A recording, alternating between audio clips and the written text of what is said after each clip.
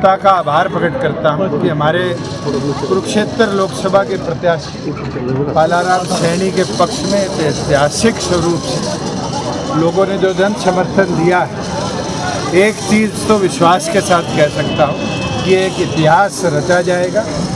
करोड़पतियों के आगे एक सड़क से उठा व्यक्ति जिसने समाज सेवा में अपना जीवन दिया है, लाखों वोटों की लीड लेकर जीतने का काम करेगा। आगामी 25 तारीख को मैं तो आपके माध्यम से कुरुक्षेत्र लोकसभा के प्रत्येक वोटर से अपील करता हूं कि अपना एक एक कीमती वोट चाबी का बटन दबाकर पालाराम सैनी जी को 4 नंबर बटन पर भारी बहुमत से देने का काम करे, जिताने का काम करे और ऐसे साथी को चुने जो असलियत में पार्लियामेंट में जाकर ये राष्ट्रीय पार्टियों की आवाज़ बनकर दबे ना, बल्कि हरियाणा की कुरुक्षेत्र की आवाज़ बनकर वहाँ प्रचार भी करे, लोगों की समस्या भी उठाए और लड़ाई भी आप लोगों की सामाजिक तौर पर लड़े। और मुझे खुशी है कि डॉक्टर अजय सिंह चौटाला जी ने पूरे प्रदेश में BC A वर्ग में इकलौती टिकट ये दी और जिस भावनाओं का हमने साथ दिया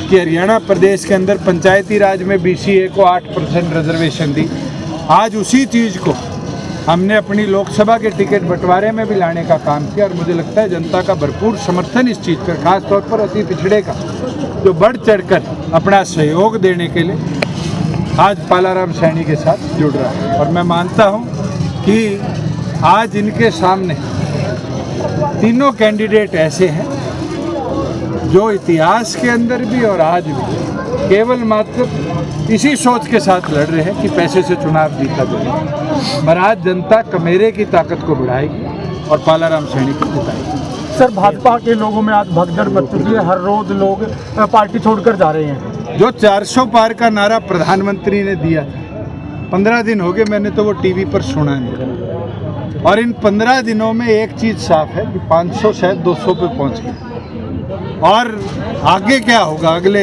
3 फेज ऑफ पोलिंग के अंदर ये तो जनता बताएगी। मगर ये चीज़ साफ है कि भगदड़ जिस तरीके से मची हुई है, मुझे लगता है कि लोकसभा और लोकसभा के बाद और बुरा हाल भारतीय जनता पार्टी में। गौतम आए थे, भाजपा की भाषा बोल रहे थे, मेरे आगे बोल रहे फिर पूछूंगा। दुष्यंत जी, बीजेपी की वजह से जेजेपी का विरोध हो रहा है, क्या अब की बार भी बीजेपी के साथ अलायंस करेगी? मैं तो ये बोल सकता हूँ, हमने प्रदेश को स्थिर सरकार देने के लिए अलायंस की 4.5 साल स्थिर दी, हमें तो 2 महीने हुए हैं, तो क्या अब की बार आज 2 महीने में 3 विधायक पहले ही लिखित में गवर्नर को भेज चुके हैं और आज अल्पमत की सरकार है।